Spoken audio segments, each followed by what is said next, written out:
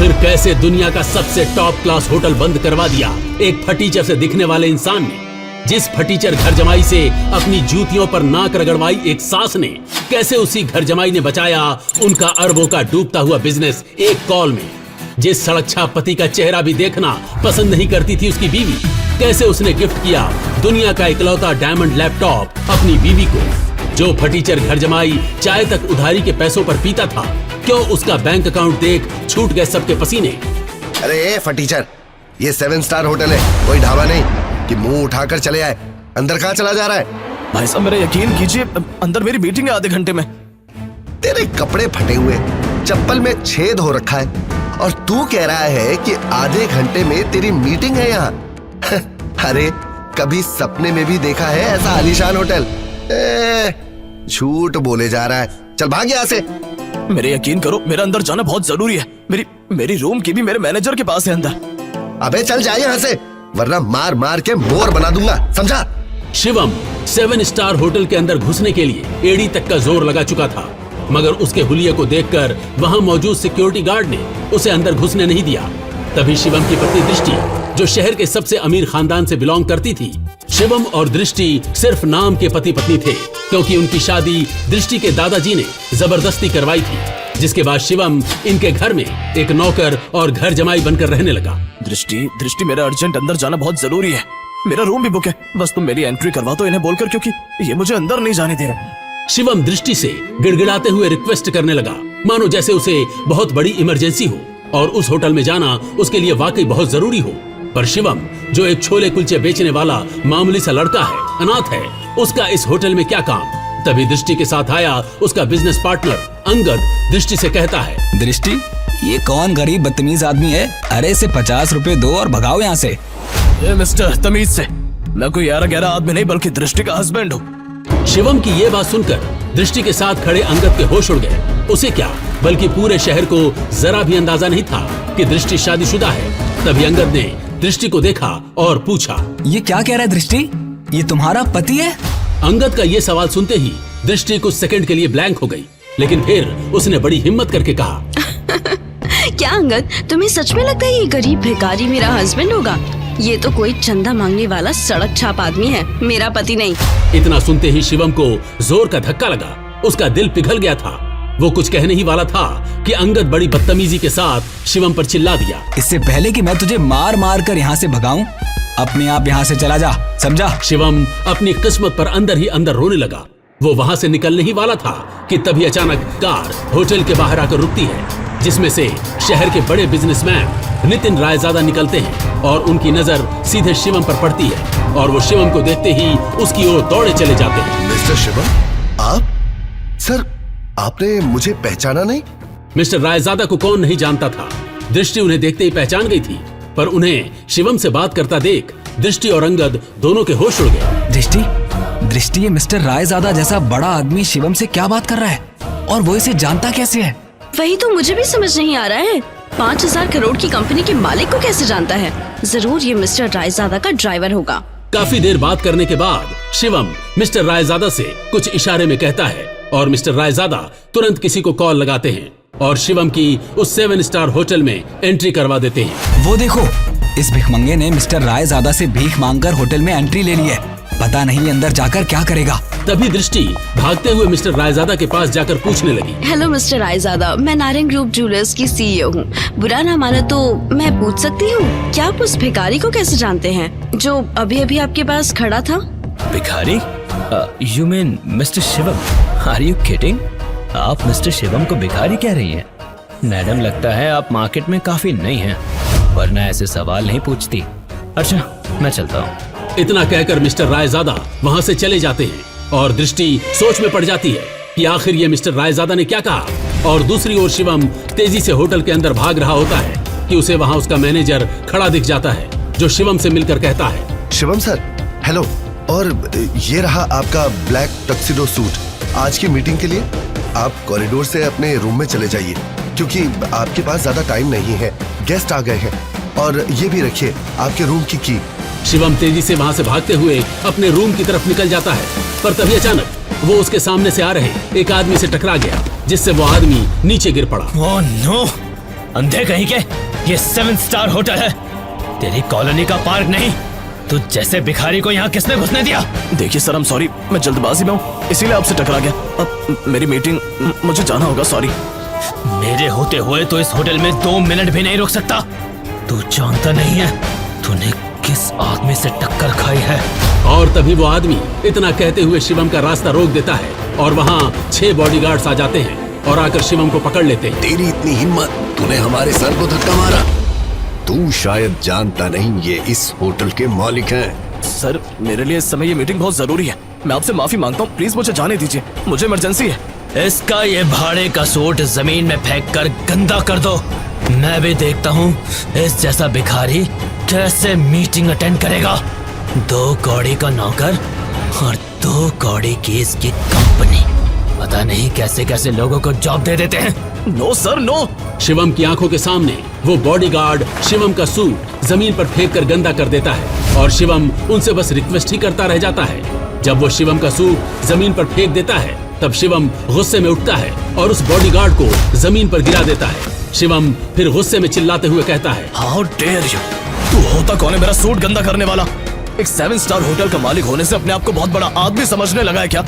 अब देख, अगले 10 मिनट में तेरी बर्बादी शुरू होगी। शिवम के इतना कहते ही वहाँ खड़े लोग और बॉडीगार्ड शिवम पर जोर जोर से हंसने लगे।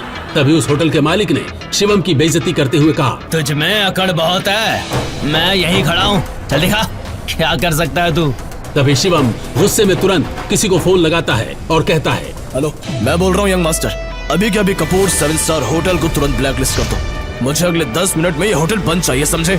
शिवम का फोन डिस्कनेक्ट होने के बाद कपूर 7 स्टार होटल के मालिक को और हंसी आ जाती है। पर तभी अचानक होटल में लगी टीवी स्क्रीन पर न्यूज में बड़ी बड़ी हेडलाइंस में कपूर 7 स्टार होटल की न्यूज आने लगी। इस वक्त की सबसे बड़ी खबर, बताया जा रहा है कि दिल्ली के कपूर 7 स्टार होटल को गवर्नमेंट की ओर से अभी अभी बैन कर दिया गया है। ये खबर सुनते ही मिस्टर कपूर के होश उड़ गए और वो घबराकर ऑफिसर्स को कॉल करने लगे। हे मिस्टर, किससे पूछकर तूने मेरे होटल को ब्लैकलिस्ट करने की कोशिश की? 7 स्टार होटल को बैन करना कोई मजाक नहीं है। ये सब बिना कोई नोटिस के न्यूज में कैसे पब्लिश हुआ? सर, हमें ऊपर से इमीडिएट ऑर्डर आए हैं कि आपके लाइसेंस को कैंसिल कर दिया गया है और होटल को अभी से बैन कर दिया गया है। आपको बात करनी है तो सीधा मिनिस्ट्री से बात करनी होगी। मिस्टर कपूर को कुछ समझ नहीं आ रहा था, पर तभी उन्होंने शिवम को देखा और उसने कहा, मैंने कहा था ना 10 मिनट के अंदर अंदर तुझे सड़क पर ला दूंगा, तेरा होटल बंद करवा दूंगा। लेकिन तू जैसा मामूली आदमी ऐसा कैसे कर सकता है? मैं इतना करोड़पति आदमी हूँ, इतनी पावर है मेरे पास, मेरे होटल को बैन करने के लिए खुद पीएम के ऑर्डर चाहिए होते हैं, पर तूने एक कॉल में मेरा होटल बैन करवा दिया। कैसे कैसे? अभी तो बस तेरा होटल बैन हुआ है, पर तूने जो फ्रॉड करके इंडिया में स्विस बैंक में जो पैसा जमा किया है उसके लिए तुझे जेल भी करवाता हूँ। पर मुझे अभी इमरजेंसी है, इसीलिए इतने में छोड़ रहा हूँ, वरना आज हाथ में कटोरा दिलाकर भीख मंगवाता तुझसे। ये सुन वहाँ पर मौजूद सभी लोगों के चेहरे पर 12 बज गए थे। ये आखिर एक मामूली आदमी ने एक कॉल से देश के सबसे बड़े होटल को कैसे हमेशा के लिए बंद कर दिया। तभी शिवम का मैनेजर, जिसने उसे ब्लैक सूट और रूम की की दी थी, वो भागा भागा शिवम की तरफ आया और कहने लगा, सर, आपका वहाँ पहुँचना बहुत जरूरी है, वो लोग वहाँ आ गए हैं, आइए हमें अभी चलना होगा। सर, यानी ये कोई मामूली आदमी नहीं बल्कि बहुत रईस और पावरफुल आदमी है।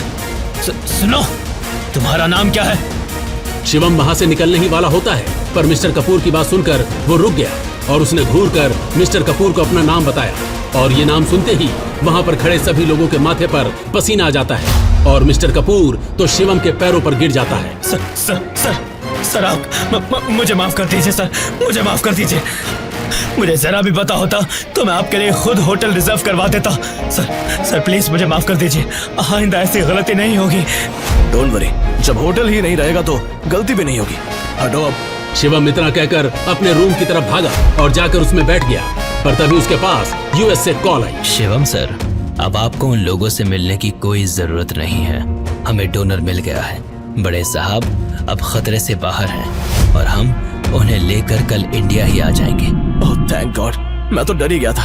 अब शिवम बिना टेंशन के एयरपोर्ट से निकलकर सीधा अपने ससुराल यानी नारंग मेंशन पहुंच गया। उधर रोज की तरह शिवम दुनिया से बेखबर अपनी ही धुन में हाथों में दृष्टि का लंच बैग और कानों में ईयरफोन्स लगाए ऑफिस आया। गुड मॉर्निंग मिसेस वर्मा, कैसी हैं आप? आज का दिन बहुत खूबसूरत है ना? Hello, how are you? क्या तो टेंशन क्यों है? गॉड, तू सारा टाइम घर में नौकरों की तरह काम करता रहेगा कि कभी न्यूज भी देखेगा? वो इतने बड़े बिजनेसमैन का दामाद है और तुझे बिल्कुल खबर नहीं बिजनेस की। सर क्या हुआ कि मुझे मालूम नहीं है। सरकारी टेंडर्स ना मिलने से नारंग इंडस्ट्रीज को बड़ा झटका।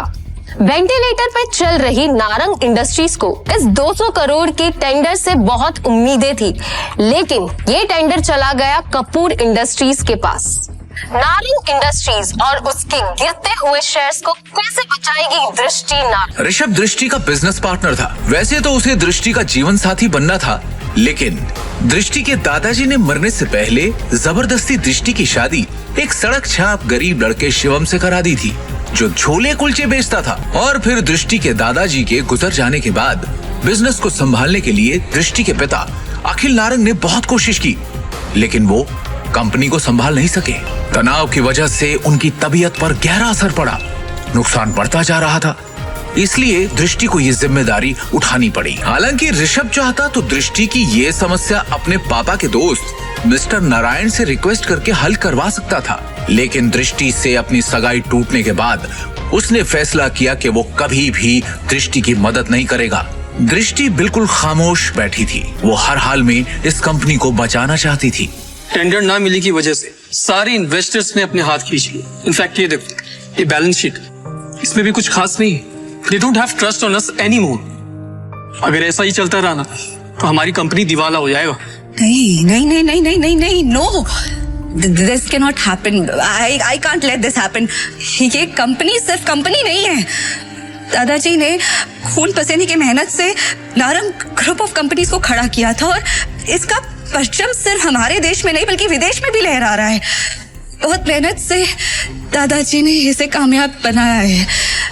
हमारी एक गलती की वजह से या कुछ ना कर पाने की वजह से मैं दादाजी की पूरी मेहनत को मिट्टी में मिलने नहीं दे सकती। We have to do something. I can't lose this company. This is not the option. आप सब प्लीज कुछ कीजिए। आपको तो कोई आइडिया होगा ना, कोई सोल्यूशन होगा। Somebody just find a way. दृष्टि बेटा, तुम्हारे दादाजी के टाइम से हमारे कुछ वफादार एसोसिएट्स थे जिनके साथ हम बिजनेस करते थे, लेकिन उनके निधन के बाद ऋषभ के निर्देश पर हमने उनके साथ डील करना बंद कर दिया। अगर तुम कहो तो उनसे मर्जर की बात की जाए। राजा काका, दैट्स नॉट एन ऑप्शन है। और वैसे भी आज की खबर सुन के मुझे नहीं लगता कोई हमारे साथ मर्जर करेगा। Let's look at other options. Meanwhile what can we do?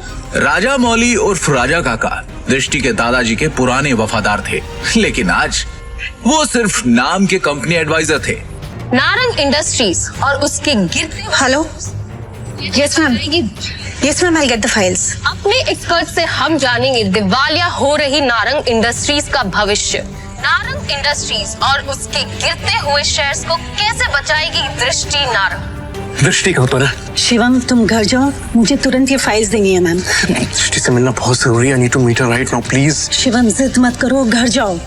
अब जा कर रही है? Meeting room. तभी मिसेस वर्मा दरवाजा खटखटाकर एक्सेस कार्ड की मदद से अंदर चली जाती हैं और उनके पीछे पीछे शिवम भी अंदर घुस जाता है। शिवम को इस तरह देखकर सभी लोग हैरान हो जाते हैं। दृष्टि, इस प्रॉब्लम के बारे में कुछ बात करनी है जरूरी, प्लीज। शिवम, इस वक्त नहीं, इस वक्त मैं बहुत ही जरूरी मीटिंग में हूँ और ये मीटिंग इस वक्त मेरे लिए बहुत जरूरी है। 5 मिनट दे दो। इन सब बातों के लिए इस वक्त मेरे पास वक्त नहीं है। 5 मिनट इस प्रॉब्लम का सोल्यूशन है। यहाँ मीटिंग चल रही है। उठा के आ गया साला फटीचर। और वैसे भी कंपनी के मैटर में तेरा कोई लेना, तेरी औकात क्या है? सबसे पहले तो साधवी को यहाँ से निकालो। इसकी वजह से सारी गड़बड़ है। सृष्टि, अपनी डिसीजन खुद लो प्लीज। सिक्योरिटी, सिक्योरिटी से बाहर फेंको। सर, मैं यहाँ संभाल लूंगी, आप मीटिंग में वापस जाइए प्लीज। छोड़ो इसे, छोड़ो। मैडम, लेकिन सर ने इन्हें बाहर निकालने को कहा है। छोड़ो इसे, ये कोई चोर है क्या? ये दृष्टि मैम के पति हैं और नारंग इंडस्ट्रीज के घर जमाई। भूल गए क्या तुम लोग? Thank you Mrs Verma. जितनी इज्जत आपसे मिलती है उतनी दृष्टि उसकी मॉम से भी नहीं मिलती। Thank you. Mrs Verma Shivam को ऑफिस की छत पर ले जाती हैं और उससे पूछती हैं। शिवम, हाँ जी। तुम अंदर क्या बड़बड़ा रहे थे?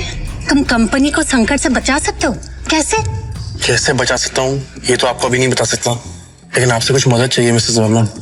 कंपनी की कुछ डिटेल्स चाहिए। कैसी डिटेल्स? मुझे शेयर होल्डर्स की, इन्वेस्टर्स की लिस्ट चाहिए और बैलेंस शीट भी देखनी है, उसके बाद ही कुछ कह पाऊंगा। अंदर जो कुछ भी हुआ उसके बाद ऑफिस का कोई भी स्टाफ तुम्हारी मदद करने को तैयार नहीं होगा, लेकिन एक आदमी है जो तुम्हारी मदद कर सकता है। अगर तुम उसको मना लो तो ही। कौन? Rajamouli sir. I think he can help you. वो दृष्टि के दादाजी के बहुत करीबी थे, लेकिन जब से ऋषभ आया ना ऑफिस में, उसने उनको साइडलाइन कर दिया। वो ना चेन स्मोकर है, तो वो हर एक घंटे आते हैं यहाँ पे सिगरेट पीने। तुम उनका इंतजार करो और कोशिश करो उनसे बात करने की। हाँ, मैं वापस जाती हूँ। शिवम वहाँ खड़ा होकर राजा मौली का इंतजार करने लगता है। इसी बीच उसने अपनी जेब से फोन निकाला और किसी को कॉल किया। हेलो, कैसे नितिन राजा जी आप? अरे शिवम जी, आपसे मुलाकात भी हो गई और आज आपका कॉल भी आ गया। हमारे तो भाग्य खुल गए। बोलिए ना सर। आपसे एक छोटा सा काम। हुक्म किया जाए मालिक। आप जल्दी से डिटेल्स बता कर मुझे कॉल कीजिए। रखता हूँ, बाय। राजा काका, रायजादा ग्रुप और नारंग इंडस्ट्रीज का मर्जर कैसा रहेगा? रायजादा, तुम इनके बारे में कैसे जानते हो? ये तो हमारे पुराने बिजनेस एसोसिएट्स थे। तुम्हें क्या पता इनके बारे में? इसके बाद शिवम ने राजा काका को कुछ ऐसा बताया कि उसे सुनने के बाद उनके होश उड़ गए। उन्होंने अपनी सिगरेट वापस रखी और शिवम को अपने साथ कॉन्फ्रेंस रूम ले गए। ये गरीब फटीचर अब तक यहाँ है। अपनी भाषा पर नियंत्रण रखो। दृष्टि बेटी, हमें शिवम की बात को सुनना चाहिए कि वो कहना क्या चाहता है। इसके पास एक योजना है। योजना? सड़क छाप। जितनी तुम्हारी उम्र है ना, उससे ज्यादा एक्सपीरियंस मुझे इस कंपनी में काम करने का हो चुका है। इस सब नोक झोंक के बीच दृष्टि गहरी सोच में थी। उसे अपने दादाजी की एक बात याद आ रही थी। दृष्टि बेटी, शिवम तुम्हारे लिए एक अच्छा जीवन साथी है और एक बात हमेशा याद रखना, जब भी तुम्हें या नारंग इंडस्ट्री पे कोई भी परेशानी आई तो शिवम ही तुम्हें उससे बाहर निकालेगा। आप कहना क्या चाहते हैं? इनफ।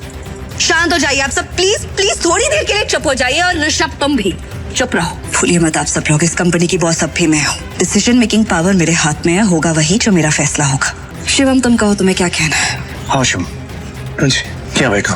सबसे पहले मुझे कंपनी के शेयर होल्डर्स और इन्वेस्टर्स की लिस्ट चाहिए और बैलेंस शीट भी देखनी है, उसके बाद ही कुछ कह पाऊँ। दृष्टि, ये बहुत ज्यादा हो रहा है। हम ऐसे ही किसी को अपनी कंपनी की डिटेल्स शेयर नहीं कर सकते। लैपटॉप दो सर। प्लीज। चलो। दृष्टि, तो ये बात। ऋषभ, भूलो मत तुम्हारी बॉस का पति है जिसके बारे में तुम ऐसे बात कर रहे हैं। अगली बार तमीज का इस्तेमाल जरूर करना। 2 साल में पहली बार शिवम ने दृष्टि को उसके लिए लड़ते हुए देखा। दृष्टि की बात सुनते ही उसका सीना चौड़ा हो गया। Shivam, you continue. Balance sheet की कुछ ट्रांजैक्शन पे मुझे शक है। इन्वेस्टर्स जिस तरह कंपनी छोड़ के जा रहे हैं, उसका भी एक पैटर्न है। कुछ तो गड़बड़ है यहाँ पे। अरे क्या बकवास कर रहा है? कुछ भी बोल रहे हैं यार। हवा में बात करना बंद करो और ये बताओ कि गिरते शेयर को कैसे रोके। हमें हमारे कंपनी से सारे शेयर बाय करने होंगे। सिंपल। अरे वाह, एकदम शानदार और नया आइडिया तुम्हारा। तुम्हें क्या लगता है? अरे इसे क्या लगता है कि हम लोग ने इस बारे में सोचा नहीं होगा? शांत हो जाओ। शिवम, फंड्स कहाँ हैं हमारे पास?